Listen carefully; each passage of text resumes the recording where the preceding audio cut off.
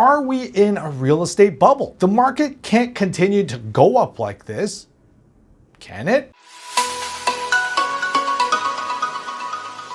Hey everybody, Stephen Ho here with the Mister Sauga real estate team, and today we're going to talk about the state of the market.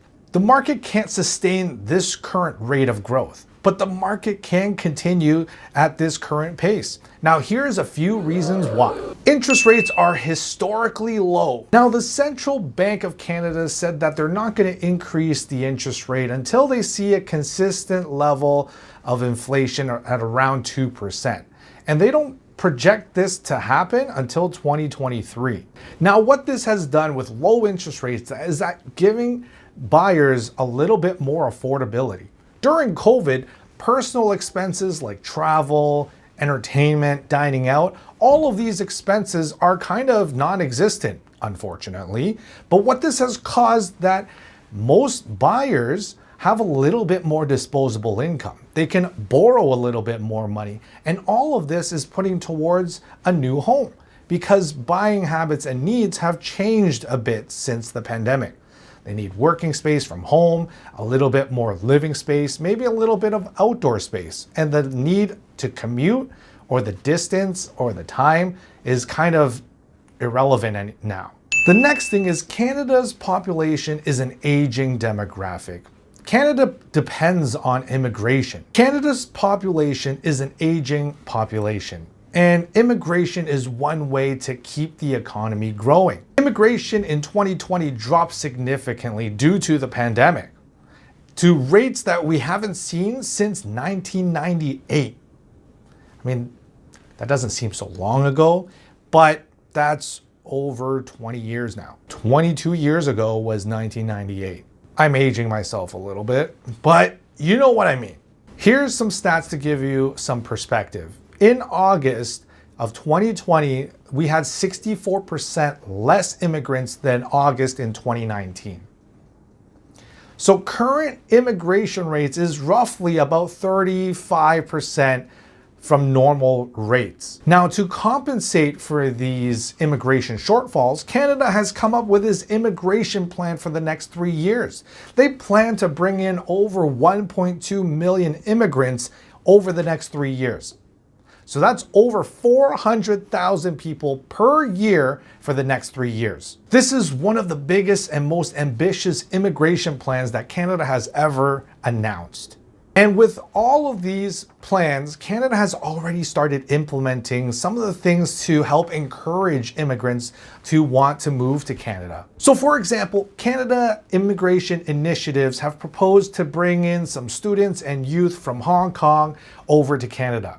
They are offering open work permits, broadening different ways to attract students and youth to come to Canada. Because Canada knows that they need more talent, more younger people that are going to be working and contributing to the economy and society when they come to Canada. That's how our economy grows. Canada was built on immigration, and we welcome everyone.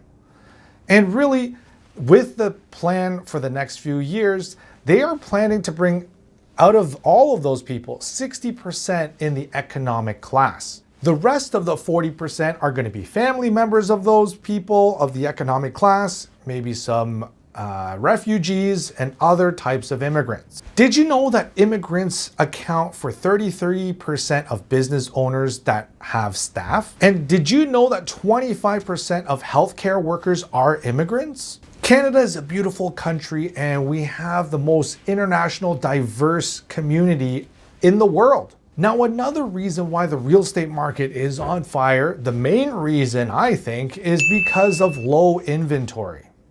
And this has been the problem for the longest time across the GTA.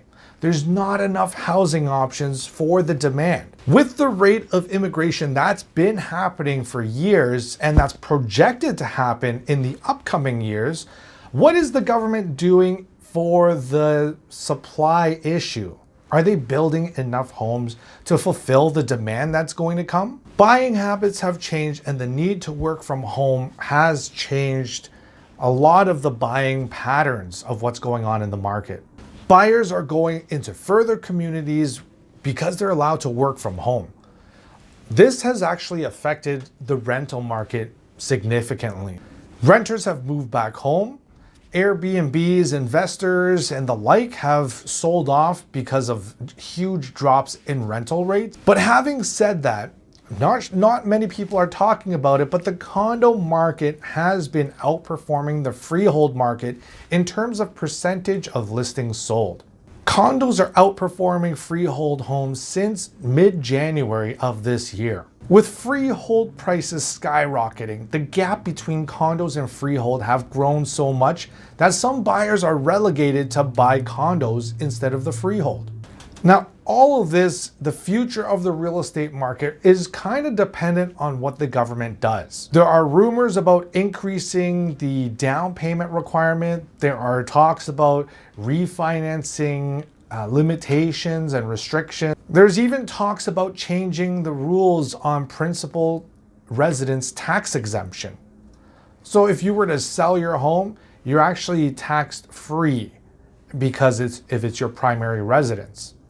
So they're talking about removing that or tinkering with that, and that's going to discourage sellers from selling their home, which is going to lead to more inventory challenges going forward. Ultimately, everything can be fixed with more supply.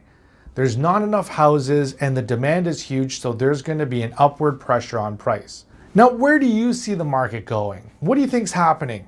Do you think we're in a bubble? Comment below, let me know what you think. And if you're thinking of making a move, give us a shout. Let's have a chat. We're here to help. And until then, we'll see you next week.